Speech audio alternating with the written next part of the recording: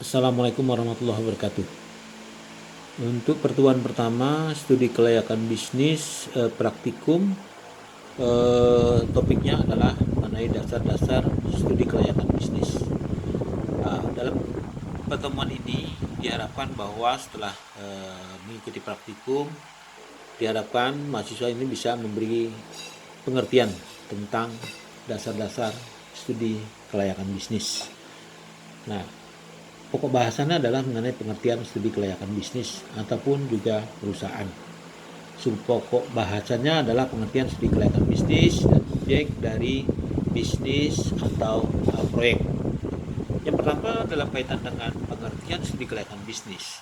Studi kelayakan bisnis atau juga studi kelayakan usaha atau proyek adalah penelitian tentang dapat tidaknya suatu proyek itu bisa dilaksanakan dengan berhasil. Bisnis atau proyek adalah suatu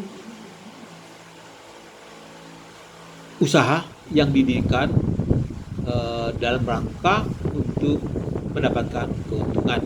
Nah, dalam hal ini ada beberapa hal yang harus diketahui, yaitu mengenai pengenalan mengenai suatu barang yang masuk di dalam suatu bauran produk yang sudah ada selama ini. Pengertian keberhasilan bagi pihak yang berorientasi pada laba atau profit dan pihak-pihak yang berorientasi kepada non-profit atau nirlaba ini sangat berbeda. Untuk yang berorientasi kepada profit, keberhasilan dalam hal ini diukur dari laba yang dihasilkan. Sedangkan yang non-profit oriented, ya, dalam hal ini biasanya seperti perusahaan atau yayasan, ini adalah seberapa besar. Pertama, mungkin penyerapan tenaga kerjanya, pemanfaatan operasi yang melimpah di tempat operasi proyek, dan juga faktor-faktor yang lain yang dipertimbangkan, terutama yang bermanfaat bagi masyarakat luas, terutama masyarakat sekitar.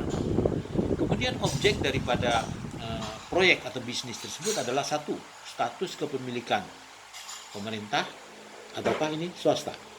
Yang kedua adalah alasan atau tujuan daripada pendirian.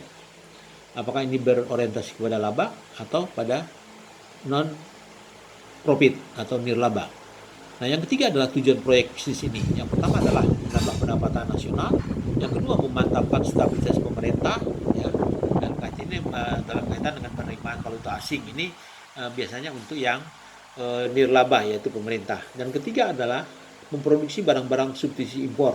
Yang ini diharapkan dapat menghemat pengeluaran devisa. Di sini kita sudah mengenal apa yang disebut dengan produk dalam negeri atau pemanfaatan produk dalam negeri, ya, atau P3DN.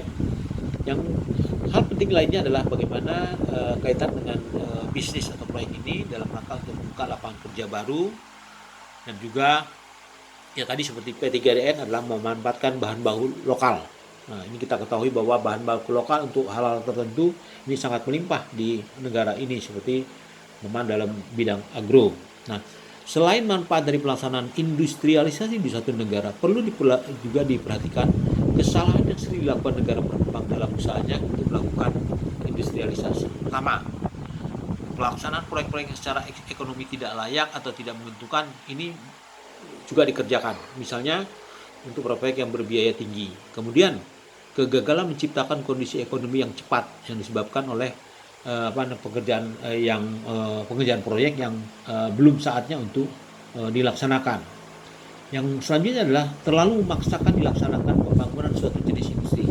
Misalnya, karena bahan baku yang diperlukan telah dapat diproduksi dalam negeri, tapi aspek lainnya itu tidak diperhatikan, seperti dalam hal-hal yang bersangkutan dengan pasar, dengan siapa yang menjadi off-takernya, ya ini juga menjadi hal yang penting untuk kita ketahui. Nah, sebagai rangkuman, SKB ini adalah penilaian yang menyeluruh untuk keberhasilan suatu bisnis atau proyek. Keberhasilan proyek memiliki pengertian yang berbeda antara pihak yang berorientasi pada laba dan pihak yang berorientasi kepada nirlaba. Yang kedua adalah SKB ditujukan untuk mencapai keberhasilan dalam industrialisasi agar manfaatnya dapat diambil oleh suatu negara. Sebaliknya, industrialisasi juga bisa gagal karena kesalahan yang dilakukan oleh negara. Yang ketiga, SKB adalah diupayakan atau dilakukan dalam rangka untuk mengurangi kemungkinan terjadinya kesalahan-kesalahan dalam industrialisasi di suatu negara. Yang terakhir, tujuan dilakukannya SKB adalah untuk menghindari keterlanjuran penanaman modal yang terlalu besar dalam kegiatan yang ternyata tidak menguntungkan. Demikian, terima kasih.